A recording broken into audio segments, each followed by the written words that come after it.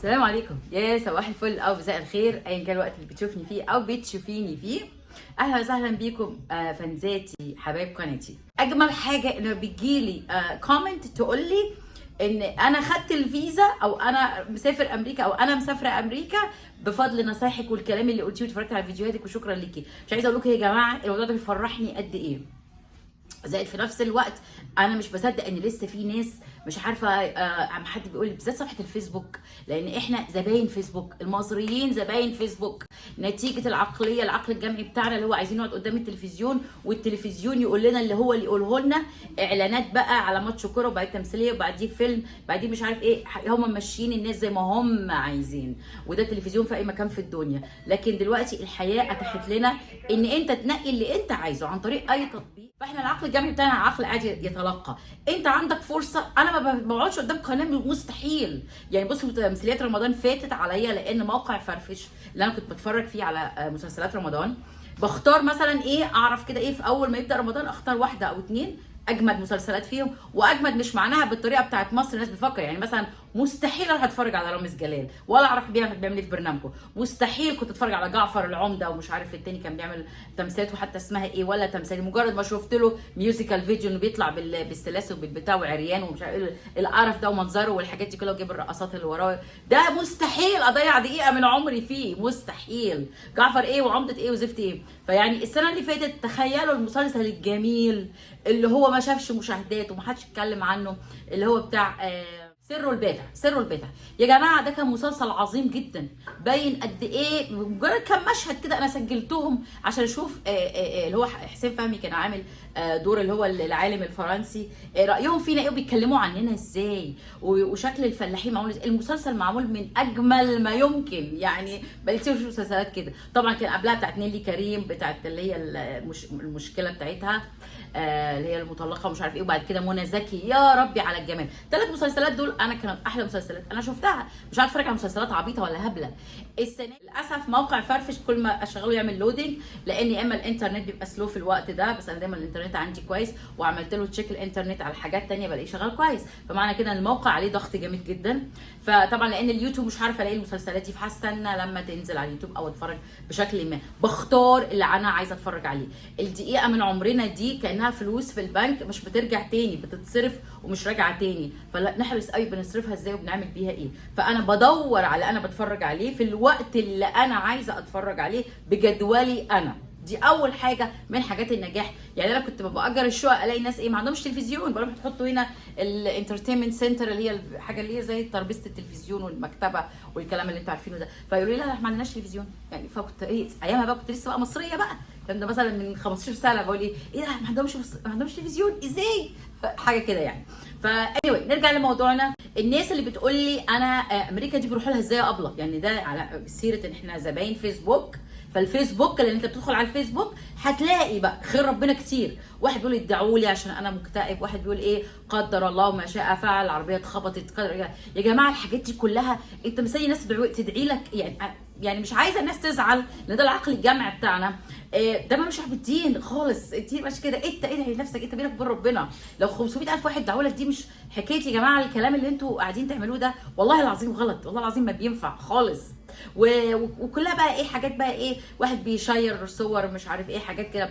فالفيسبوك ده مضيعه للعمر وللوقت، ملوش اي 30 لازمه غير انك تتواصل مع المقربين ليك، مناسباتهم لو عندهم عيد ميلاد، حاله وفاه، عايز تبارك لحد، عايز تعمل كده على اضيق الحدود، هم الناس اللي انت تعرفهم واللي فعلا هتكون الموضوع فعال بالنسبه ليك، ودون مس الحاجات اللي انت تشارك فيها معاهم. اما اليوتيوب احنا مش زباين يوتيوب، لان اليوتيوب هيتطلب انت داخل اليوتيوب داخل تعمل ايه؟ لازم هتكتب، هتجتهد، هتكتب، بتدور على الحاجه الفلانيه، وهو بعد كده اليوتيوب هيروح منزل لك بقى اقتراحات، حاجات زي اللي انت بتدور عليها. فمش هيجي لك من الهوا حاجه كده ايه هبله وانت مش بتدور على الحاجات دي او الحاجات اللي شبهها. فهمتوني اقصد ايه؟ فانا من خلال رؤيتي شايفه ناس بتتفرج على ايه؟ طبعا الفضايح بقى والجرائم عليها مشاهدات بالملايين، قنوات الطبخ عليها مشاهدات بالملايين، لكن انك تدخل تدور على حاجه مفيده هو ده بقى.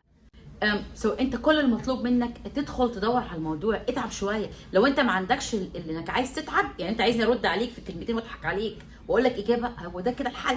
يبقى انت كده هتفشل هنا جدا.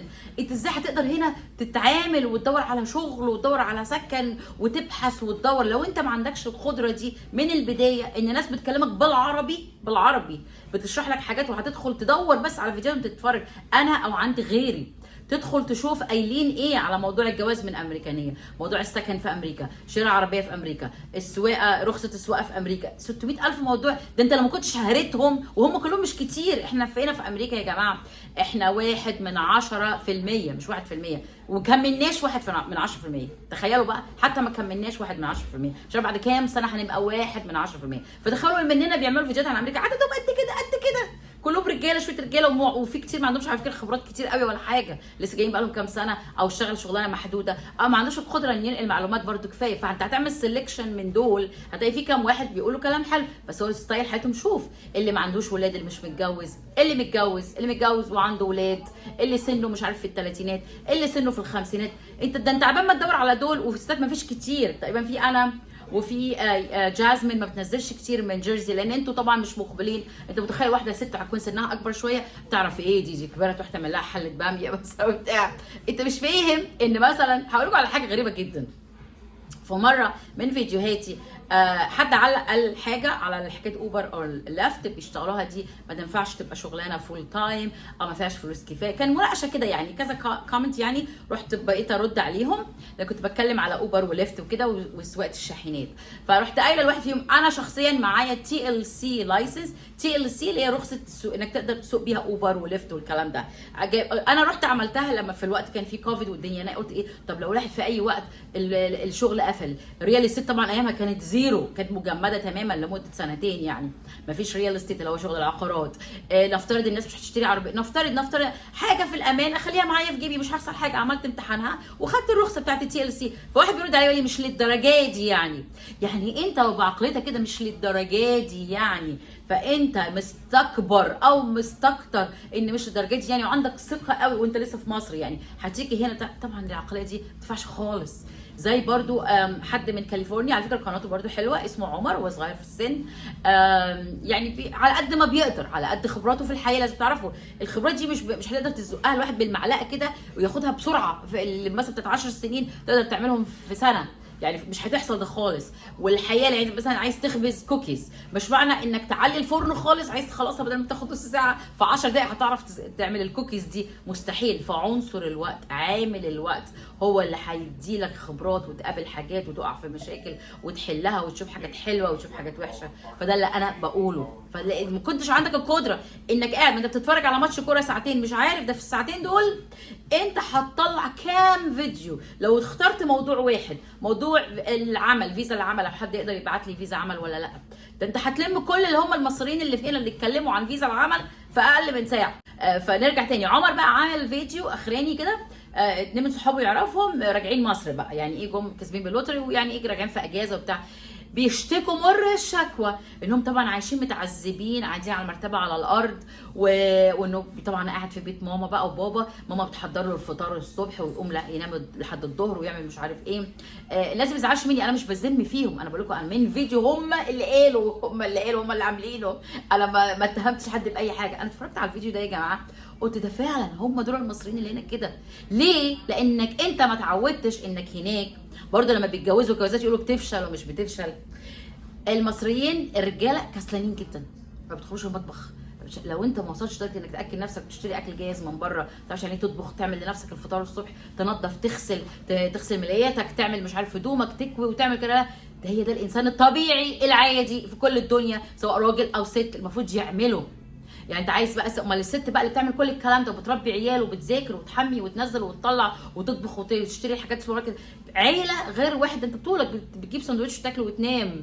يعني هي واحده بتعمل كل ده، ولا واحده كمان لوحدها مع الاب مش موجود وبتعمل كل ده لوحدها وبتربي عيال وبتجري وبتدفع بيبي سيتر كمان وبتعمل، وانتوا بتشتكوا ان عندك ايجارك مش عارف عمال تحسب فاتوره التليفون مش عارف 40 ندور على حاجه نخليها 20.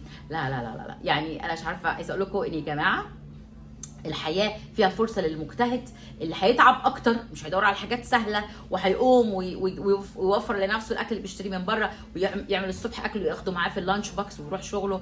الحياه فيها حاجات كتيره جدا، واضح كتير ان جزء كبير من المصريين لسه ما يعرفوهاش ولسه ما تعودوش عليها. وبعدين حتى ايه الغلطات المنطقيه في الكلام، فبيقول له ايه، فعمر راح قايل له كلمه جميله جدا، فبيقول له ده الايجار قد كده واحنا بناخد قد كده، ما تصوروش للناس ان الحياه جنه والحياه مش عارف ايه. قال له طب ما انت هتسكن، ما انت في مصر برضو هيبقى في ايجار قد كده، ايجار برضو. قال له هو في حد في مصر بيأجر؟ يعني انت بالسذاجه يا ابني ان انت مثلا، يعني ما تزعلش مني، انا بقول كلام بس ما بسيبش حد، ده الكلام اللي انت قلته. يعني ايه مفيش حد في مصر بيأجر؟ كل الناس ملاك في مصر، يعني انت عشان قاعد في بيت باباك ببلاش وتخيل الناس كلها لازم تكون كده؟ فطبعا مش ده المنطق برضو اللي نرد بيه. حلو الكلام. طيب انا عايزه بس اكون ايه لميت في القصه دي فكره إيه، امريكا تنفع لك ولا ما تنفعلكش؟ لو انت الكلام اللي بقوله ده كله ما استوعبتوش او حاسه ان هو تقيل على قلبك، تبقى امريكا ما تنفعلكش.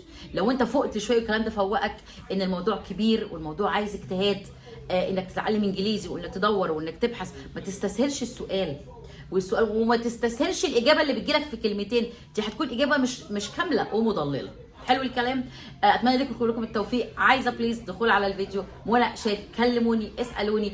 انا على فكره عشان تكونوا عارفين برضو الناس اللي مش عارفه الفيديو ده اليوتيوب ده شغال ازاي، انا ما خدتش ولا دولار من اليوتيوب يا جماعه. شوفوا كل الفيديوهات اللي عندي دي كلها انا مش عاملاها عشان اخد فلوس، وما بعملش فرق عاد عشان اخد فلوس، والحمد لله كميه المعلومات في القناه بتاعتي، ادخل عندك اكتر من 100 فيديو هتلاقي حاجات مفيده جدا ببلاش، ما خدش عليها ولا دولار، لان انا مش مفعله الحاجات اللي بتعمل الفلوس والحاجات اللي هي ان انا اعمل على انستجرام وفيسبوك ومش عارف ايه عشان اجيب عدد مشاهدات اكتر. استفيد مني او من غيري. عندك سؤال تروح حاطط العنوان وتشوف كل اللي اتكلم في الموضوع ده قال ايه بالظبط. حلو كده، وانت تشغل عقلك، ده كلام يدخل دماغك، ده كلام ما يدخلش، وتوزن بره، تراجع المعلومه اللي انت بتسمعها دايما all the time. اوكي، اتمنى لكم التوفيق. ابدا من حيث انتهى الاخرون، هتوفر وقت، توفر مجهود، توفر فلوس. نهاركم سعيد.